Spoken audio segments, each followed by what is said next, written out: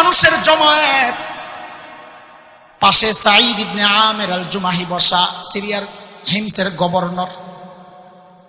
হযরত ওমর চিন্তা করলেন, সাঈদকে আমি তো ভালো জানি, কিন্তু জনগণ কি বলে, এই সুযোগে একটু পরীক্ষা করে নেওয়া যাক।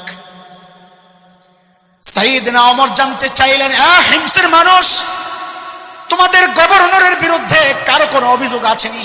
থাকলে দাঁড়াও। হযরত ওমর তো মনে করছে এই বুজুর্গের ব্যাপারে আবার কিসের অভিযোগ। যেই না জিজ্ঞেস করছে, এক মুরব্বী কোণা থেকে দাঁড়ায় গেছে, আছে ও। যেই এক বুড়া দাঁড়াইছে, সাথে সাথে আরো 3 জন দাঁড়ায় গেছে। কয়জন হলো? হায় হায়, হযরত ওমরের কলিজা তো মোচড় দিয়া উঠছে। আরে কারে দেখতে আইলা? ওর বিরুদ্ধে দেখি অভিযোগের শেষ নাই। এখন শোনার পালা। বলেন বলেন, 1 নাম্বার আপনার কি অভিযোগ, বলেন কি সমস্যা? তো দেখেন অভিযোগ কত মারাত্মক আল্লাহর নবীর সাহাবীর বিরুদ্ধে। আমিরুল মুমিনিন, আমাদের গভর্নর না, মাসে 1 দিন অফিসে আসে না।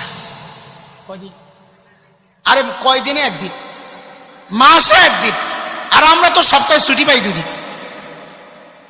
সপ্তাহে ছুটি পাই 2 দিন, আর এরা মাসে 1 দিন আসে না। অভিযোগ। সাইয়েদনা ওমর তো রাগ হয়ে গেছে। সাইদ জবাব দেন, কেন তুমি মাসে 1 দিন অফিসে আসো না?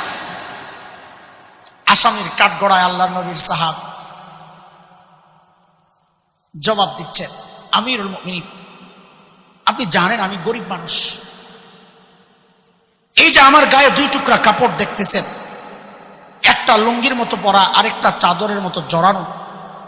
আমিরুল মুমিনিন, এই 2 টুকরা কাপড় ছাড়া আমার আর কোনো কাপড় নাই। বলে, আরে মাসে অফিসে 1 দিন কেন আসো না, ওইটা না বলবা? বলে, 1 মাস এই কাপড় পরতে পরতে পরতে পরতে দুর্গন্ধ হয়ে যায়।